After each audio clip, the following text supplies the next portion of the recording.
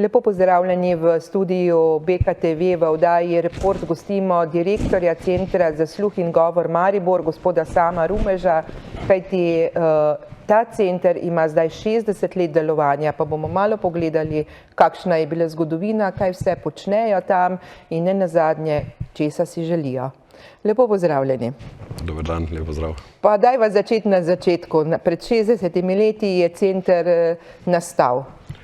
Tako je, 60 let nazaj, natančneje v, bom rekel, nekdanjem zdravstvenem domu Maribor, danes poznanem kot zdravstvenem domu dr. Adolfa Drolca Maribor, je naša ustanoviteljica, profesorica Margarita Stanko-Rogel, vzpostavila delovanje prve ambulante.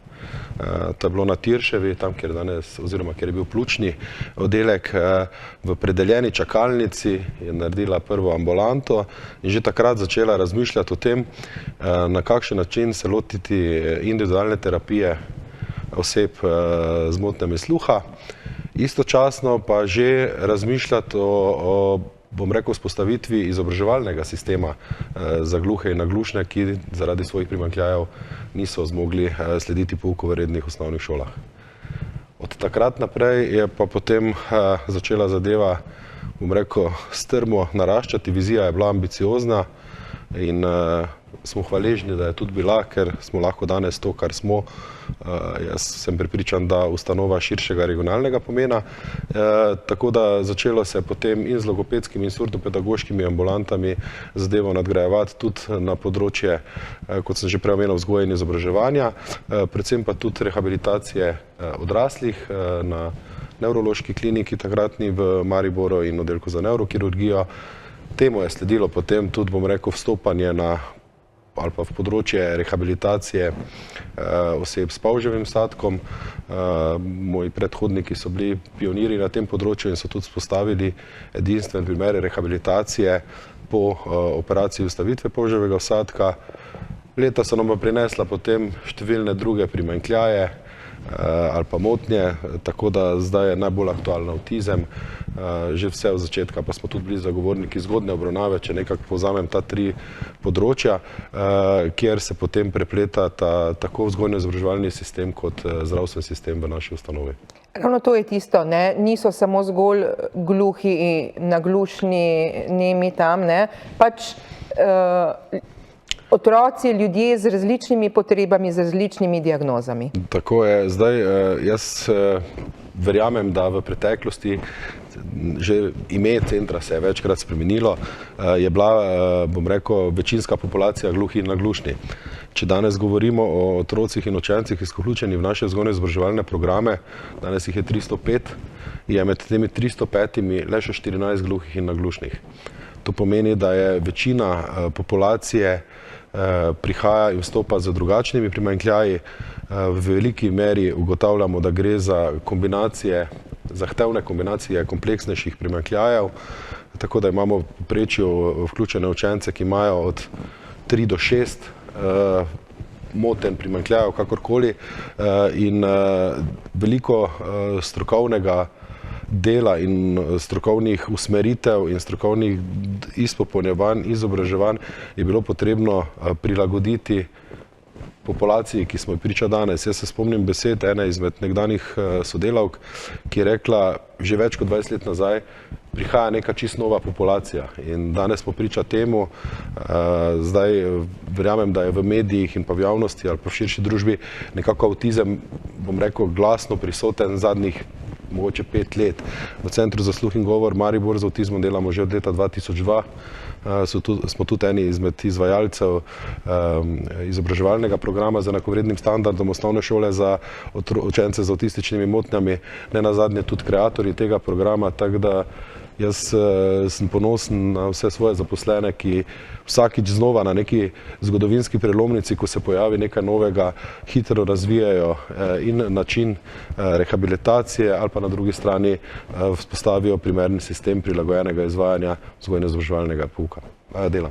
Tako, imeli ste tudi akademijo pred kratkim, hkrati pa povrh vsega, ne, da so bili tam predstavljeni različni referati, kaj vse se dogaja, je bila izražena tudi ena velika želja, ne, izpolnitev obljube po novih prostorih.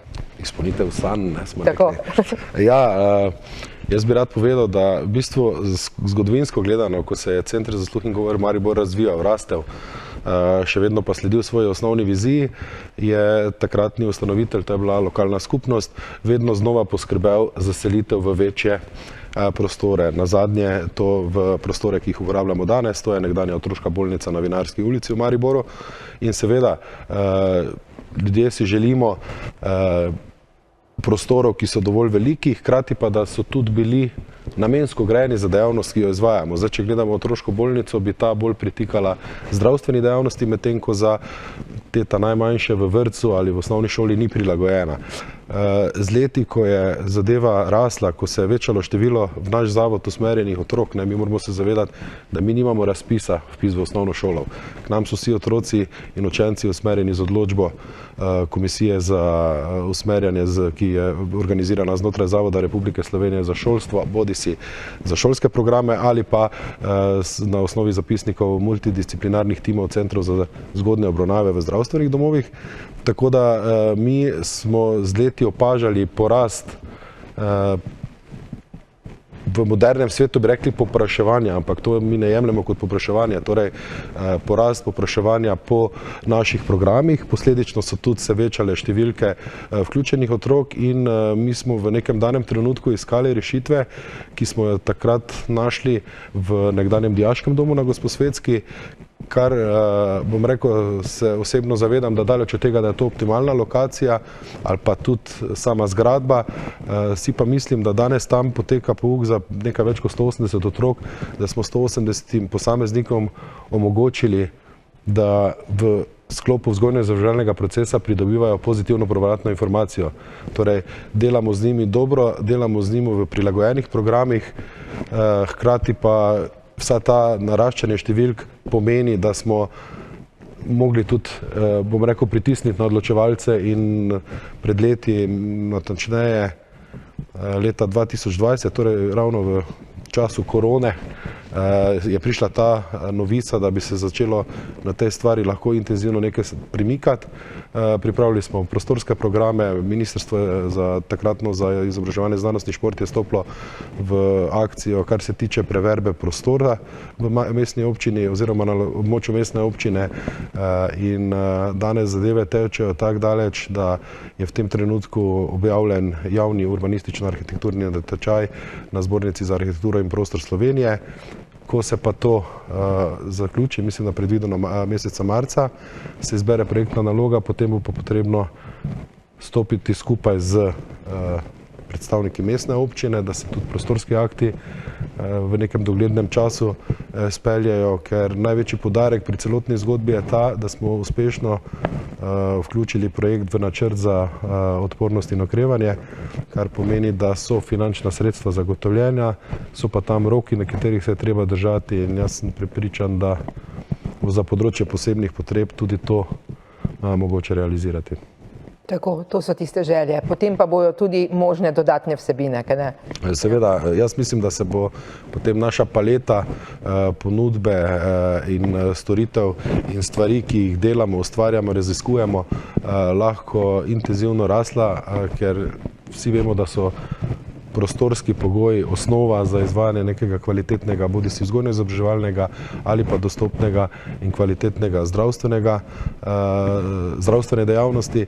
In je pa dejstvo, da to so naše sanje, ki jaz verjamem, da resnično postajajo neka realnost. Lokacija je dostopna, je dobra, tudi bom rekel, ko se je delalo prostorske programe, preveritve, kaj se lahko tja umesti, v kakšnem obsegu, govorimo o pravih igralnicah, govorimo o pravih učilnicah, o kabinetih, ki jih danes nimamo, o dostopnosti, bom rekel, za starejše uporabnike v zdravstveni enoti, predvsem z dvigalom, kjer danes dobesedno se v kolektivu, ki je večinsko ženski, prav iščejo moški včasih, ko je treba komu pomagati, sprehoditi do ambulante za otorinolaringologijo, ki je pri nas v zavodu. Tako, najlepša hvala za vse informacije in vso srečo naprej. Hvala za povabilo in tudi vam vse dobro.